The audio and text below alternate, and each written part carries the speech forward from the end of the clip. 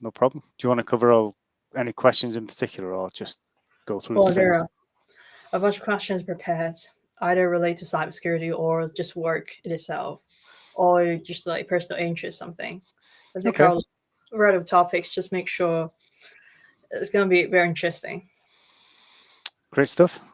Okay. All right, so welcome to today's live stream. My name is Pistachio. I'm doing IT and cybersecurity recruitment, and this is today's guest speaker, Barry.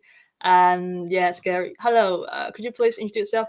Yeah, of course. Thank you very much, and thanks for inviting me on. Pistachio, my name is Barry Graham. I've been working in the field of security for a little while, so I'm quite excited to sort of impart my experience today. Yeah, it sounds perfect. So today it's supposed to be coffee chat. I'm quite curious, like, how much coffee do you drink every day to keep you awake at work? Wow. I don't use it exclusively to keep me awake at work, but yeah, it does help. So I'm an avid coffee drinker, and I only drink kind of black coffee. So I don't take anything with it, no sugar, no sweetener, no cream, no milk. So, and I drink a lot. I'm not going to confess exactly how much, but it's a lot. I'm usually on 3 or 4 by about 11 o'clock when most people stop, but I keep going. So it's unhealthy. I'm conscious of that, but I drink a lot of coffee. Well, it sounds another discipline that you don't add any milk in it. No.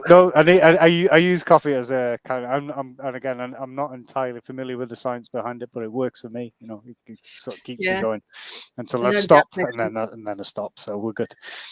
That's good for fasting. uh, so I suppose you have been in GRC or cybersecurity for 20 years. Um, Yeah. what keeps you motivated in the same area? So I think I've watched one of your previous casts and I really enjoy them.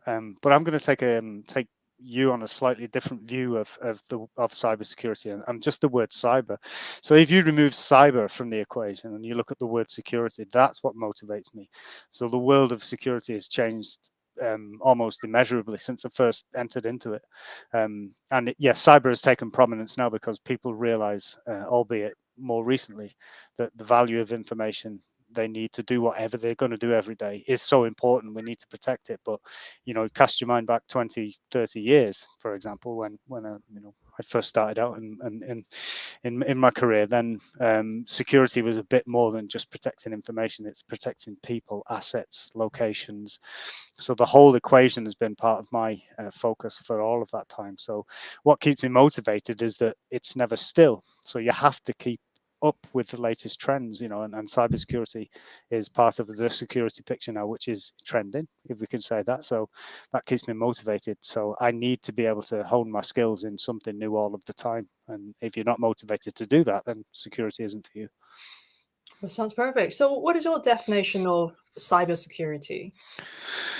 So cybersecurity, like I just said there, it's a subset of security. So if the umbrella of security encompasses so much more. So there's no point having coding well and protecting networks and having firewalls in the right place if the human is susceptible to exploitation. So you've negated all the money you've spent on all of that technical measure by having a human. So my explanation of cybersecurity is just like I said, it's an extension of a security process, and the cyber element of it is part of so the infrastructure, the code, the language, the software, and then the information which is stored therein is kind of cybersecurity. So that's how I view it. It's part of a wider security picture, but just part, not all.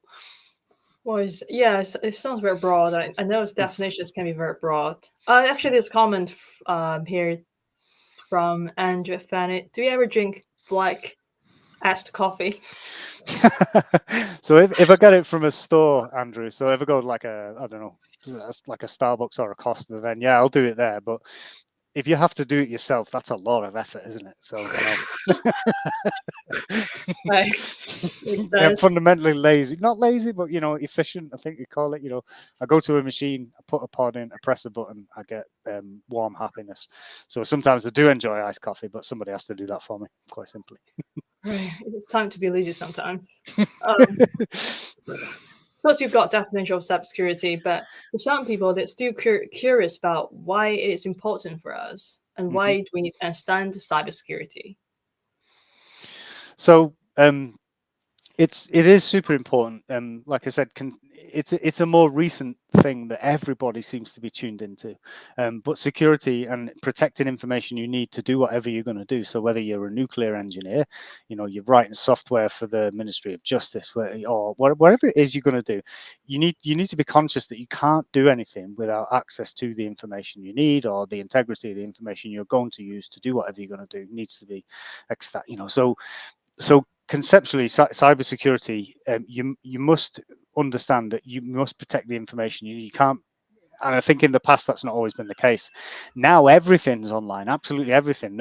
I've not filled in a form or submitted paperwork for a long, long time, and that's changed from when I started out in my career, where everything was done and it was physical. So people cared more about physical security.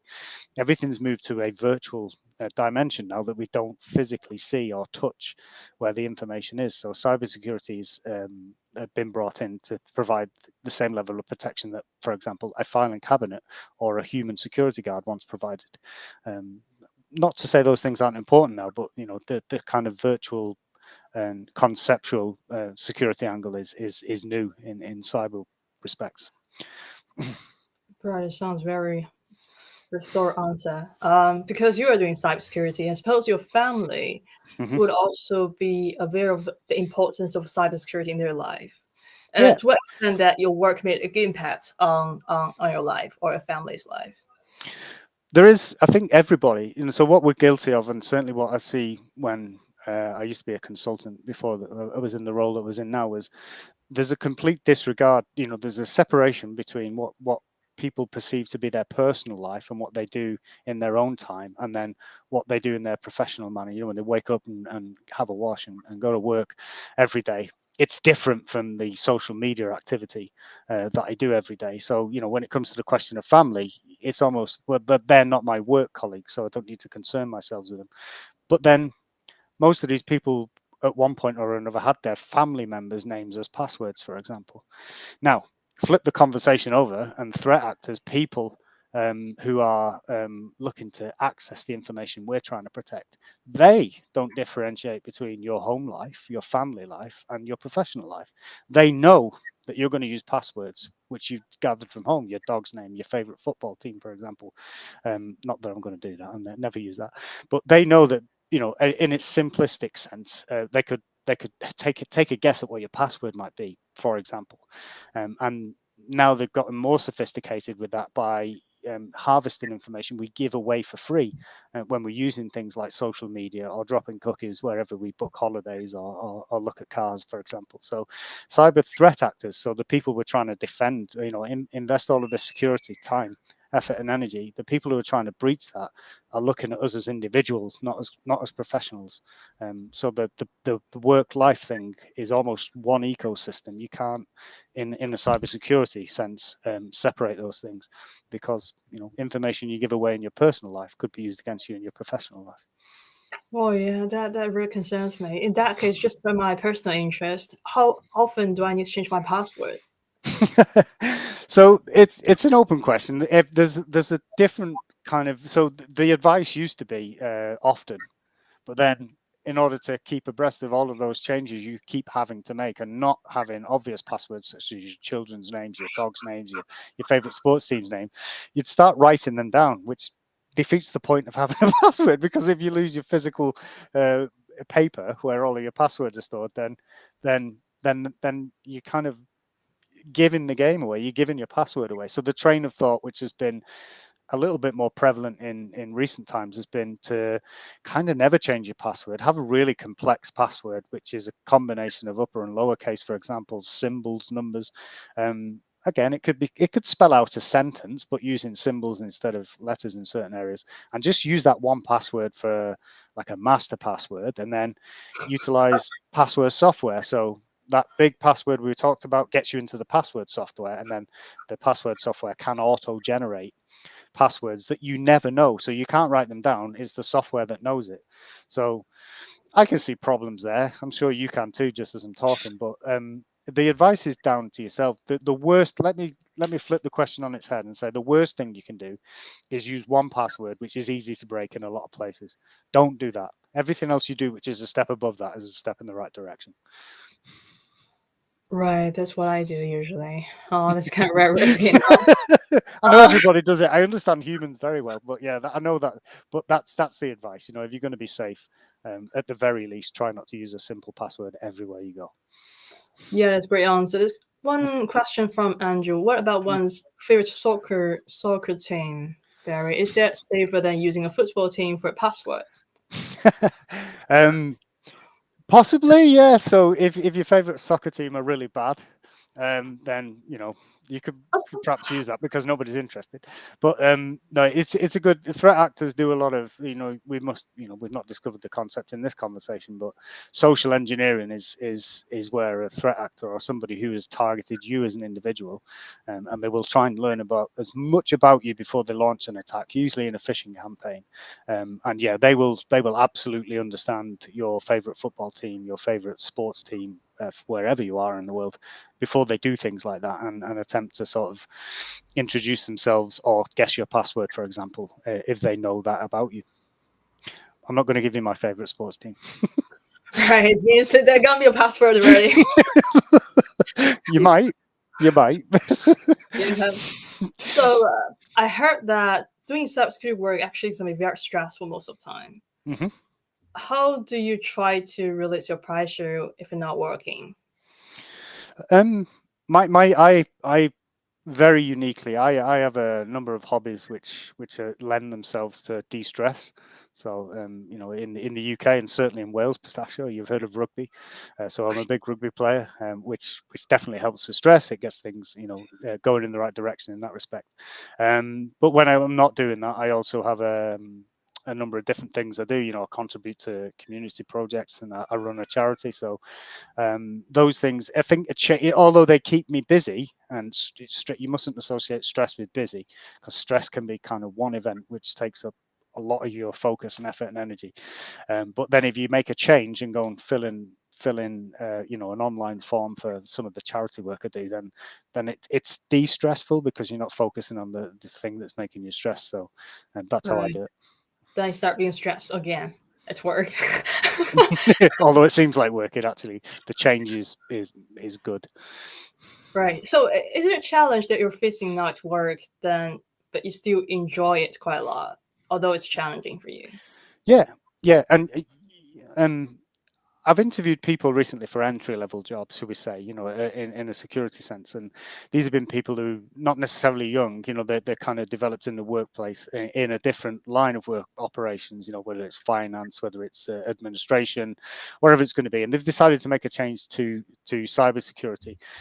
You've got to want to do that. So whether you're at entry level, you've got to want to be here, do the work, and as I said right at the top of the conversation, learn, develop, grow. It's not a one and done thing where you become an expert at one thing today and then by next week that's it, you think you've made it and this is all you're ever going to do. You've got to constantly evolve in security, and it's a difficult thing to conceptually get your head around. Once you're in it, you'll be able to see you need to keep in front of not only the technology which is driving our defensive posture, but the attack methodologies of people who seek to do us harm.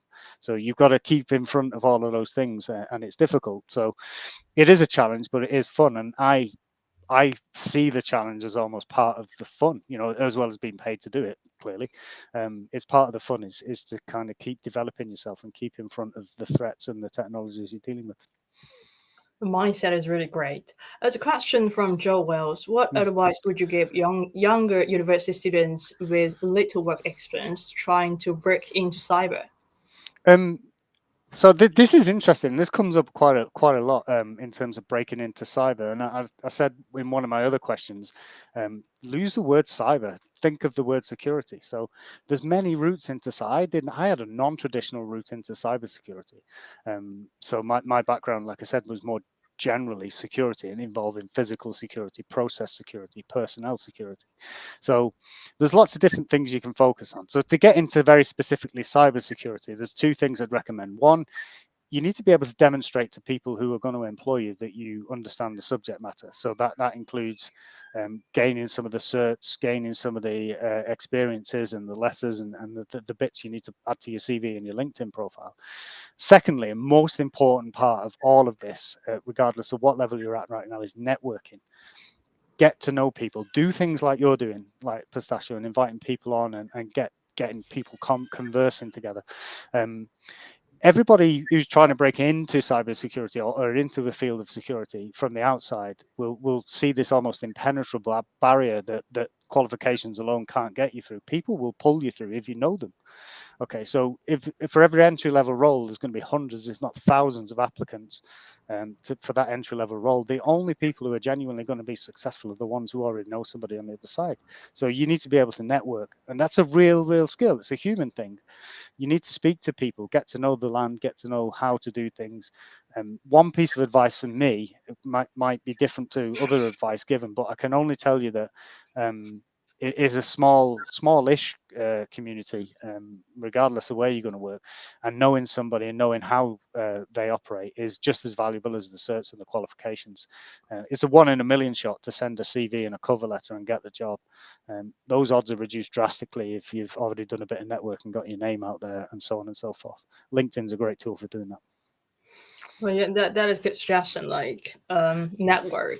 It's one word from JJ. That cyber is such a bad word. I'm learning to hate it. Okay, It makes JJ. Oh, so perfect. Yes, sorry to interrupt. Yeah, but JJ is a perfect example, and I kind of we don't know each other, but we have a very kind of similar background, military, etc. And when he was looking to break in, he did the world of networking on LinkedIn. So he used LinkedIn as his tool to say, "This is what I'm going to do. I need to speak to people who know this. I need to speak to people who know that, so on and so forth." And now look at him, gone flying. Superb. There's an example. There is a role model for people looking to break into cyber. right. That is a great example. So apart from network, how about qualifications examinations? Like, would you recommend anyone Yeah. to? So if you're going to break into cyber, but you don't necessarily want to do coding, for example, you want to sit there and learn a language and code. Okay, fine, you can do that. If you don't want to work in a SOC, fine, you don't have to. But it is so useful to be able to understand all of the various things which constitute a security picture: the physical, the virtual, the online, the coding, so on and so forth. So the more you can do to expand your knowledge about all of those things, the better place you're going to be. Now you can line up expertise in one. If you want to be a tier 1, 2, 3 SOC analyst and then go on and run a SOC in a global capacity, fantastic. You do that. There's a ladder there for you to climb on. But at the same time, there's other avenues you can follow. So the certs and the qualifications are good. They demonstrate to a potential employer that you've gone out, you've learned, you've understood, you've digested, and you can regurgitate the learnings. That's great. But I keep saying it, and I'm going to say it again, you don't stop learning. Those certs and qualifications are at entry point. You've got to constantly evolve and keep in front of the technologies you're using and the threats you're going to be facing. Yeah, I suppose there might be some situation that people took the examinations, got qualifications, then couldn't do their job.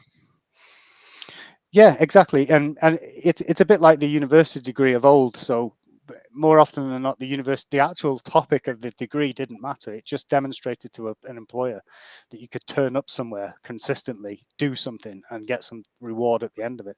That's so important when you're going to enter the workplace, is to be able to demonstrate that you can do that. So the last thing you want to do is get the most qualified person under the sun, but they're fundamentally quite disconnected. I'm not going to say the word lazy because everybody has different levels of what they think they're operationally going to be, but they're quite disconnected from the team that they're going to be working. They don't engage in the kind of wider business, and they're just so focused on it, and that they've almost lost the value of all of the certs and qualifications because of it. So yeah, it's really important to do these qualifications to demonstrate that you can, and you can talk the language. But again, the human element, don't forget about that. Yeah, don't forget another world in practice. So I heard someone said GRC is not part of cybersecurity. Ooh, interesting. Yeah, what would you say? So, okay, it is. So, quite simply, it is. So, governance, risk, and compliance, it absolutely is. So, most people who are listening now work in cybersecurity or aspire to be.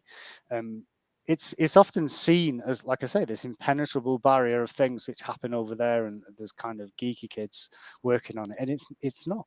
So when you're in a business, for example, you need to be able to go to an exec, so a company director or similar, and tell them what their risks are, because every risk you don't know about is a risk you accept. And for a company director that's potentially sat on these risks, I would suggest that they want to know. If you've got no line of communication to those people, or no well established, well understood way of conveying cyber risks or security risks in general, then you're never going to get the value from them. They're never going to invest in you as a team, invest in the products you need, invest in the risk controls you desire, because they don't understand. So you need to be able to learn cyber concepts and translate that into something a director and a decision maker who doesn't understand cyber concepts. That's a really important skill, and GRC is the way in which you do it. So governance, risk, and compliance is almost like a Rosetta Stone process of translating the cyber problems into concepts that directors and decision makers can understand. If you get it right, it's perfect, because now the decision makers don't wait for a breach in order to fund the cyber budget. They know about the risks ahead of time, and they will give you the money in some cases, not all. But if you sit in the cyber domain and you do your cyber things and don't talk to non-cyber people, you're always going to operate in isolation. People are never going to be familiar with the way you do things, and never understand the risks you deal with every day, and not help you with them as a result. So GRC is absolutely part of the cyber picture. Yeah, so GRC is some like the person who's talking to third party or stakeholders for them to understand what cybersecurity is, or what's happening now in this organization. Yeah. So let's look at finance, for example. You would say that risk and governance in the finance domain are hugely important, because if you don't, just on a very basic level, if you don't understand financial risk, then you're at potential odds of kind of leading the company to growth. Most businesses are commercial enterprises, and their underlying bottom line is to make money, to feed the shareholders money, and that's why they get investment and so on and so forth. That's why they exist. So in a financial sense, you don't make risky financial decisions which could potentially torpedo growth. So you have risk management in there, and say, okay, well, if you invest in A, B, or C, the potential consequences are X, Y, and Z. So the directors then in that case go, okay, well, we definitely don't invest in that because the risk is too great and the payback of doing that isn't enough. Translate that process, that mindset, into cyber, and you can obviously see the value to the business, because they're not going to invest in controls that are going to be effective, or underfund the kind of security, which is a fairly common thing. And again, if you use GRC in the way it's intended to be used, it's not just badge collecting like ISO or NIST. It actually speaks to people who understand risk. So you must use GRC as a tool as well. That's perfect. So how much does GRC contribute to cybersecurity then? Okay, so let's rewind 20 years at Pistachio, and IT departments used to have an IT guy who fixed everything. Whenever it went wrong, he'd just come along and kick the machine and off it'd work again, or he'd plug something in and run a cable through the door and over the wall, and fantastic. And people didn't pay mind to security so much, let's say, as versus what they do today. So where does GRC help with cybersecurity? So I've just said there, if you can identify a security problem, whether you're sat in a SOC, you're sat in a risk management position, you're sat in what I do at the moment, threat intelligence position, and you know that there's a problem coming unless you fix the risk which you've identified. So, for example, let's just say there's a particular threat group. Hacktivism is a hot topic at the moment, and they're going to bring your website down because they perceive you to be damaging to the environment because of whatever business you're going to be into. If you can see there's a risk there, but you can also see there's a fix to this risk, if we just increase security in this, or we just educate people on that, and we perhaps head off the potential issue around this hacktivist group, then you go to the board and say, yep, we definitely need to fix this problem. Now, if you don't communicate that in the right way, they're not going to give you the funding you need. But if you write it down in a GRC way, in which the board can understand what you're trying to do and the problems you're trying to fix and the risk levels you're trying to communicate in a way which is consistent, and that they understand in the same way that they do finance, then they're going to provide you the funding, the resources, and the tools you need to stay secure. and make your job a little bit easier. And going back to one of your previous questions, a little bit less stressful as a result. So Oh, GRC is really important. I really like your answer. It's really, it's very understandable human language from my point. Yeah, I think we were kind of slowly building up, and I have not been manipulating you. I've been answering your questions, but yeah, the cybersecurity, one of the biggest concepts in cybersecurity, which is often overlooked, is the human element. And as I said before, not just because humans are more susceptible to exploitation than any kind of technology. As I say, if you strike up a conversation with somebody you don't know about a sports team or walking the dog because you've got a dog too, then people will engage in that, and they're more emotive than most technology is. So if you don't click here, we're going to fine you £100. Oh my God, I'm going to click here.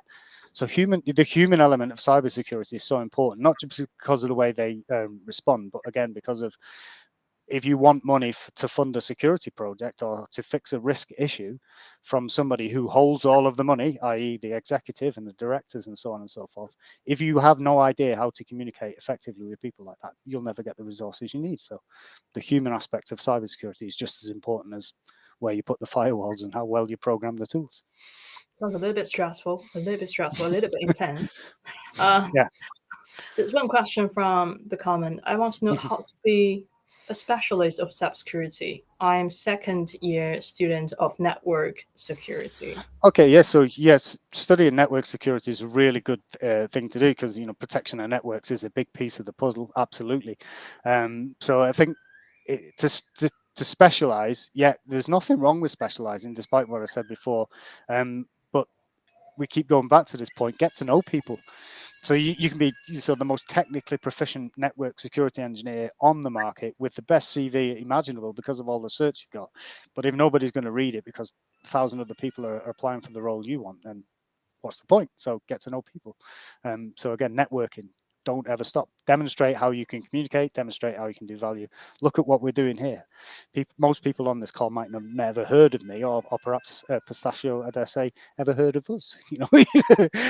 As a group. But now they have, because we're doing something. We're putting our head above the parapet and saying, let's talk about the cybersecurity. There is nothing stopping any student, any entry level kind of aspiring cybersecurity person from doing something similar. Set something up, talk to people, and they'll talk back to you, and you may just find something comes of it. It's a very detailed answer, I suppose. Yeah, sorry.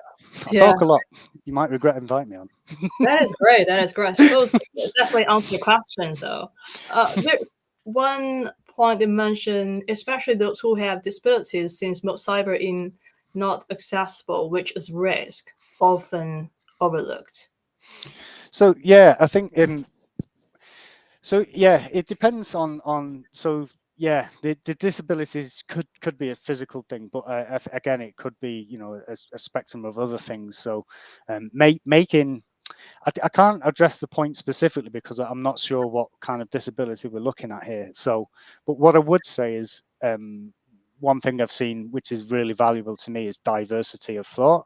So I've been working at a number of organizations, either directly or as a consultant, and diversity of thought is just as important as some of the other things we've been talking about: the human element, the technical proficiency, so on and so forth.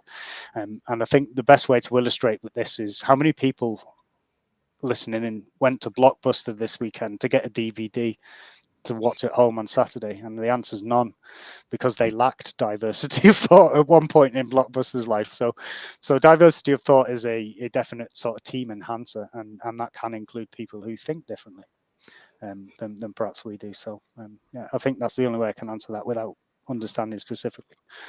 Yeah, that will answer the questions already. There's one question I think might be lots of people wanting to ask. As a person who's new to cyber world, how to start learning cybersecurity with zero experience? Okay, well, again, I'm not advocating for LinkedIn, but there is a LinkedIn Learning. So you can, if you've got a current employer, for example, and they don't do it, you can ask quite simply, which I've done in the past, is to link some of the benefits of your employment with LinkedIn Learning, so you don't have to pay anything. And there's a whole raft of courses there, which will give you a foundational base level 0 knowledge of a cybersecurity concepts, which include networking, which include all of the things you can think about, including coding, for example. But there's also other platforms online, Coursera. If you've got no money to spend, quite simply go to YouTube, explore a concept such as network engineering, threat intelligence, coding, and there are some basic level YouTube videos you can watch, learn, digest, understand, and decide if that's for you. And if you decide that that's for you, then you need to invest in yourself, and both in time and sometimes in money, in order to get some qualifications to start the journey to go through the things we've talked about becoming a cybersecurity engineer, SOC analyst, or whatever you want to do. Yeah, great. Would you say cybersecurity is kind of like abstract concept? Is it an abstract concept? Potentially, yeah. It's like everybody knows what a plumber does, or everybody knows what a policeman does, and certainly everybody knows what a HGV driver does. But if you say I'm a cybersecurity specialist, not many people know what that is, and it's different things to different people, and there's such a spectrum of things you can offer. Let's drop the word cyber in a security setting. In security. Yeah, if you could be a security specialist and operate in a number of different ways, and your entry level into what you think is cybersecurity might be different to what you're thinking about today.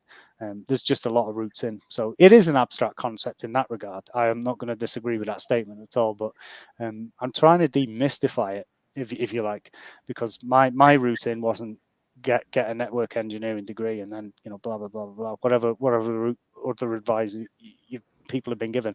My route was very different. I got to know security. I got to know threat actors and what they intend to do to us, and that's how I got into cybersecurity. So, right, in that case, what do you like most about your job? Oh, the challenge. I look. No matter where you are in the world, where if you're listening in now or you're listening on the feedback, most of us, 5 days a week out of 7 days a week, we're going to be spent doing our job. So you've got to enjoy what you're doing. Otherwise, why are you doing it? Go and find something else to do. So what I really enjoy the most is the challenge. Like I said a few times today, the technology we're all using every day, whether it's personally or professionally. Look at this, for example, what we're doing now. The smartphone we've all inevitably got, which can do just about everything for us. It's terrifying, including banking, etc. Soon, all of our appliances are going to talk to each other: the fridge, the toaster, the house alarm, whatever it's going to be. So the technology and the things we're using every day are changing rapidly. My personal interest, is the people who want to exploit that and do something wrong to us are looking at that and looking for opportunities to exploit those things, to do us harm, either steal our money, take over our lives, whatever, use our information for their own purposes, whatever it's going to be. So my interest and what drives me every day is to stop that from happening. Wow, that's cool. So are you still learning anything, lots of things new, I suppose? Like, are you still learning something new related to your work and something is not related to your work? Yeah. So I do. I think one of the questions you asked was how I de-stress. So yeah, I do. So in a professional, I keep saying this, in a professional capacity, I know every day I don't know everything. Every morning I wake up thinking I don't know everything I need to know to exist and do this job effectively. So I don't learn something new every day, but I do try and learn some new concept. So way back when, zero trust was just 2 words on a piece of paper a couple of years ago. So what I did, nobody asked me to, by the way, but what I did was go and think, well, I need to learn this as a concept, because it keeps coming up in conversations I'm having in work and courses I'm reading about and so on and so forth. So I did. I just found a YouTube video to start with, which explained the concept clearly, and then I did a course. It cost me a few $100, but then I sat and did a course, and then like cloud computing again, for example. So transition to the cloud. Now, to me, 5 years ago, a cloud was a weather event. You go outside, you see a cloud, and now everybody's using cloud to store information. Yeah. So I was like, oh, well, let's have a think about that. So again, did a course, learned about the basics, learned about the fundamentals, go and do a course, go and develop myself. Again, I'm never going to profess to sit there and be somebody who can take care of your transition to cloud. I'm not that person. I'm never going to be employed. I'm never going to seek employment doing that. But can I have a conversation who does do that to understand the security problems? Yeah. because I went and learned about it. So in a professional sense, yeah, there's just a whole different suite of things, from basic things like YouTube right the way through to paid courses and qualifications. On a personal sense, yeah, I do other things offline. Like I said, I've founded a charity. I've learned a little bit about keeping books, keep the taxman off my back in a charity sense, and started a little or helped to start a little football team on the side, which is close to my heart, and the work we're doing. So yeah, I just think it's good to keep yourself all rounded. I think I'll summarize that as like I said before, I wake up every day knowing that there's always more to learn, and yesterday's learning is great. You know, I've come so far, but there's more to learn in front of me. So let's do that. Right. It sounds like you're always busy. Would you have some expectations when you're learning something new, like the YouTube course or something new? Like you try to expect something from the result, of something. Um, I think by the time somebody's asked you to do something you're not familiar with, it's already too late.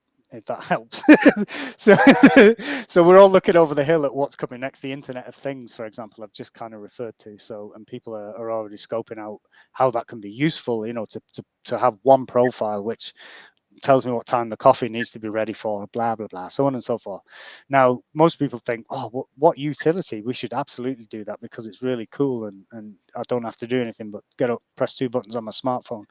I'm looking at it from the reverse point of view, the threat actor. How am I going to exploit that? Because if you're going to order coffee so it's on time when you know the coffee jar is empty, then I'm going to exploit that, because you need to give some detail about your life, including payment methods, before that coffee arrives. So I'm worried from a security point of view about those things happening. So yeah, if get ready to learn about those things before they land, quite simply, is there's a theme there, isn't it, that you got to constantly develop and constantly evolve and constantly get better at a number of things in order to have the facility to be able to meet the challenge of it being implemented. That is very philosophical and profound. There's one sentence from Joe: "You need to take personal accountability for your own learning and not solely rely on education provider or employer." Yeah, I think he put it way better than I did. That's what I tried to say. So well done, Joe. Yeah, exactly that. So personal accountability is definitely that. Yeah, I wish I'd have phrased it in that way. So that, and I think that's what I tried to explain, was nobody made me learn zero trust. Nobody made me understand cloud migrations and so on and so forth. Those are concepts that I knew I was going to encounter, and I didn't want to be embarrassed when I got to the conversations and kind of work streams I was going to be facing. So yeah, I took it upon myself. Again, didn't spend money. I just went to YouTube, learned a little bit, and developed and found some free courses, and got myself into a position where I was comfortable having a conversation. So yeah, personal accountability. Well done, Joe. Thanks for that. Dug me out there. So philosophers. Speaking of your charity, yeah, can you tell me more about the charity you founded? Yeah. So my daughter Stevie was born in 2017, and she was happy and healthy for 3 years, and then she died very, very suddenly. So in the space of kind of 6 hours in June 2021, she left us. Left a big kind of big void in my life, you know, in terms of, well, what do I do? And you know, she was gone, you know. But one thing we did do was when we had to memorialize her. So we went through the process of doing the administration behind lining the burial up and having a celebration of life. And when what we found when we were going through the process of designing a headstone and putting a headstone and laying the marker down where she was buried, laid to rest, we found it quite cathartic and therapeutic, and it really helped us to get to a point where we could not move on. You never truly kind of get past it and move on, but we got to a point where we were content that we did all we could, and the process of designing that headstone was it was almost like parenting, because she was still part of our lives. We were still doing something for her. When we actually went through the burial process at the cemetery where she was buried, we noticed there was kind of missing areas. We thought it was just empty plots waiting for, you know, the next unfortunate young person to pass and have to be buried, but they were just empty markers where there was no headstone. Quite simply, the parents of those poor little people couldn't afford a headstone. So what we decided to do was found a charity to make sure that never happens again. So our charity is called Stevie Stones, so named after my daughter Stevie. And what we do is where parents are faced with the unfortunate position of having to memorialize their own children who have passed on, we'll pay for the headstone, quite simply, or contribute towards the costs of their memorial if they don't want a headstone or similar. So yeah, we've been founded only for, what are we on now, September, so 10 months we've been official as a charity, and we've helped a number of people local in the West Midlands, but we've just secured a little bit more funding, and we're seeking a little bit more funding to help us go national, so UK wide. And certainly if there's anybody on this podcast that's affected by something similar or knows somebody who is, then more than happy to help you with that. Gosh, it's a really sad story, actually, but it's such a nice thing to do. Is there a chance that you can put a link on any this post, or that you can just get access to this link? Yeah, of course. So I can I, is it something we can? Yeah, I can put it on the comment, actually. I'm not sure. So it's steviestones.co.uk. Stevie Stones. So STEVIE stones.co.uk, and that's my charity. Cool. And later I'm gonna put this link on the comments as well. Just make sure they can access to that. Mm-hmm. Yeah, it's really nice thing to do, but so sorry to hear about that story. Yeah, it's good. We're like it's a legacy. So again, by doing this charity work that I do every day, it's yeah. Thank you for sharing that. It's for me, it's very personal to me, clearly, but it's still keeping my daughter here with us, because every time we help somebody in this unfortunate position, then I quite simply keep my daughter here with us by doing it. Yeah, it'll be another celebration for your daughter. Exactly that. And somewhere, regardless of what your beliefs are, I think she's smiling at us. So I'm happy with that. Yeah, it's really good. Joe said you have used your experience and understanding of the pain to help others. You were a top man. Cheers, Joe. Money's in the post. Great. Suppose another question from your job or from your work. What are your fears of the future? Related to cybersecurity. I think my biggest fears for the future is that we're all becoming reliant on technology. Not just we're not using technology to make our lives easier.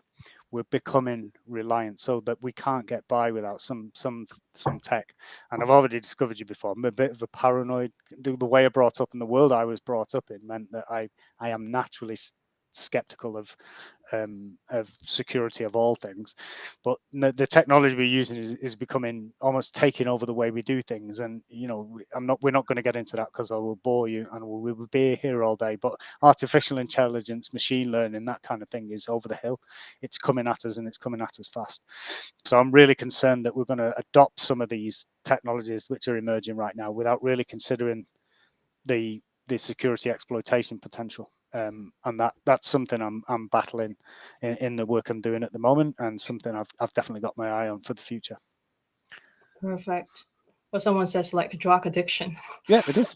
Yeah, well, I play online games. I've got a little phone where I play a Star Wars game on. So, I'm not going to say it's an addiction, but it certainly keeps me engaged and keeps my mind off things when I need it sometimes. But yeah, technology is becoming almost like that, where we can't get through the day without it, and that's I'm perhaps showing my age, but for me that's a worrying place to be.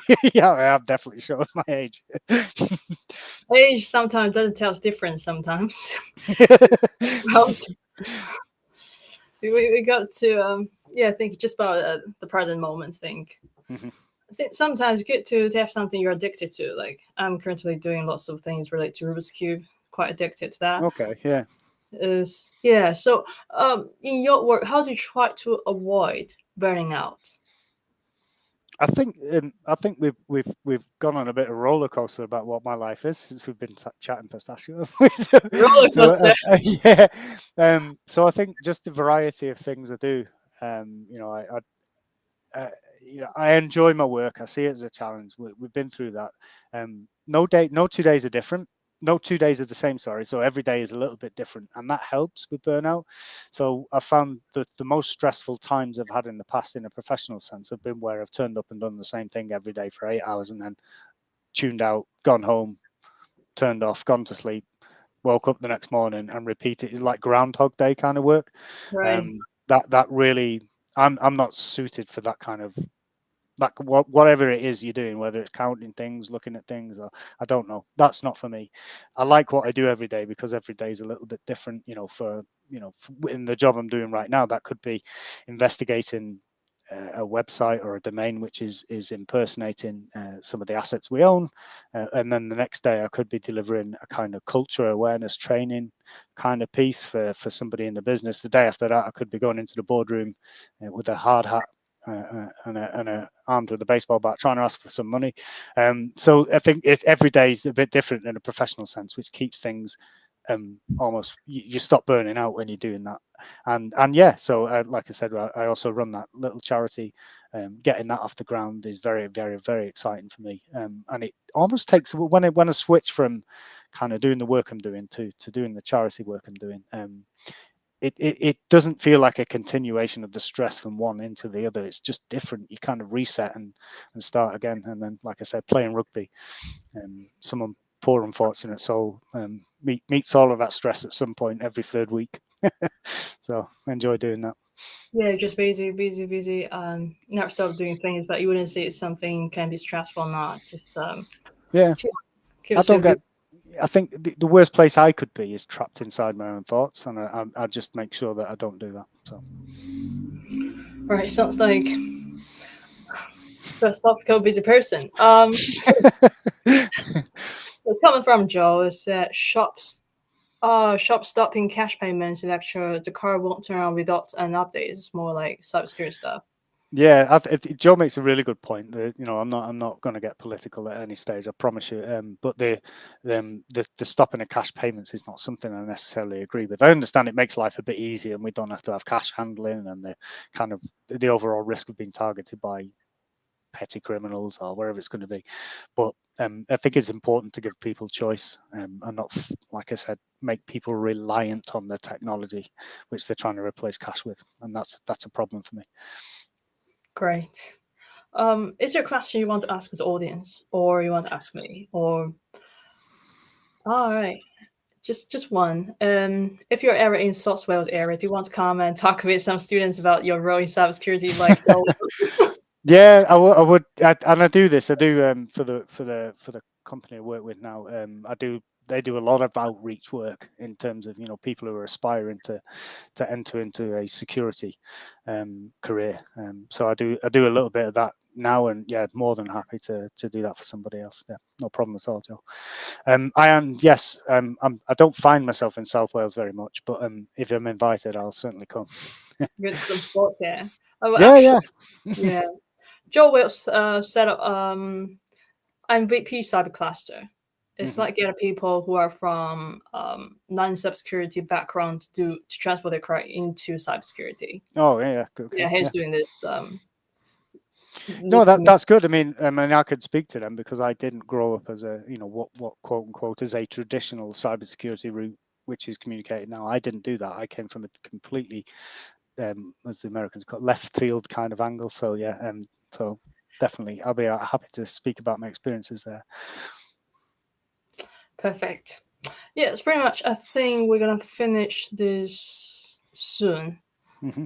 Do you have anything you want to say, or any ideas you want to share at the end? No, I think the not the bulk of the questions, but there's certainly some of the questions that I see here, and from the work that clearly Joe does, and the work that I've done in other places.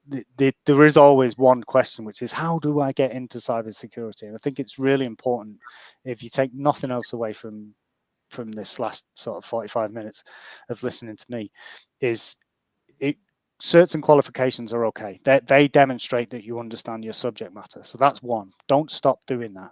Okay. But they're not everything. So two, network, demonstrate the way you can do things, demonstrate how good you are with your soft skills, whether it's communication, whether it's risk management, whether it's leadership, wherever it is. Those skills are most important in a real world setting.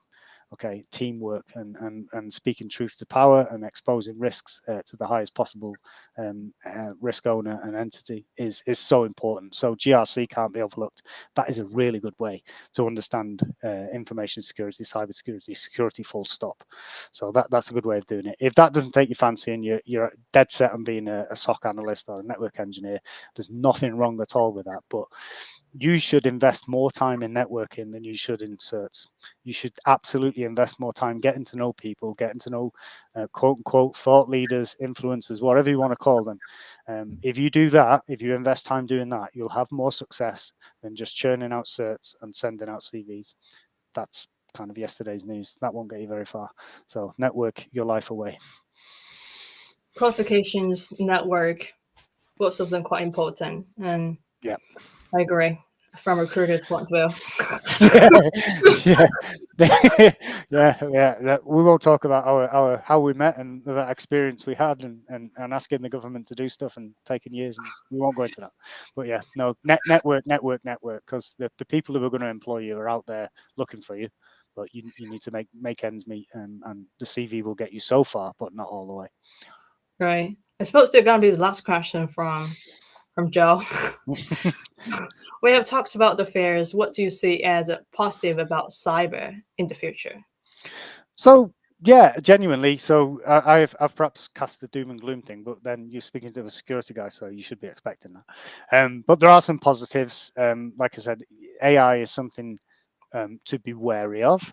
Definitely, because I don't want it taking over everything, and we've already seen, from the research I've done and courses I've attended, so on and so forth, that the potential of that making everybody's life easier is good, genuinely a good thing, and if we use it correctly, it can enhance the capabilities we bring as a security team, an output of the security department, for example. So cybersecurity can be an enhancer.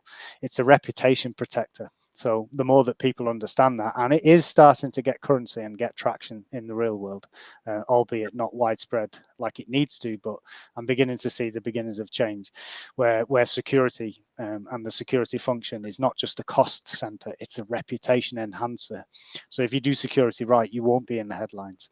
And that's a really good thing and a really, really positive place for a business to be. So I am positive that security is going to be viewed differently in the future. It won't be kind of batting your head against the wall until somebody gives you some money, or waiting for a breach until you get the resources you need. In the future, people will see the value of AI, how it can help, and the reputation that the security helps protect. So I'm positive about that, and that's certainly the change I'm trying to make where I am at the minute. Perfect. Suppose you answered questions from Joe's already. Yeah. And next time when we talk about cybersecurity, we'd better just talk about security instead of cybersecurity. Possibly not everybody's on board with that, and I understand that, because cybersecurity kind of sounds a bit sexier than just security, which sounds a bit dull. So I understand where people are, but quite simply, there's no point protecting your networks, writing code in the right way, having firewalls that do A, B, and C if your human is exploited. Okay, think about that. So security should be a holistic thing, which cyber is a big part of. No getting around that, but it is just a part of a bigger picture.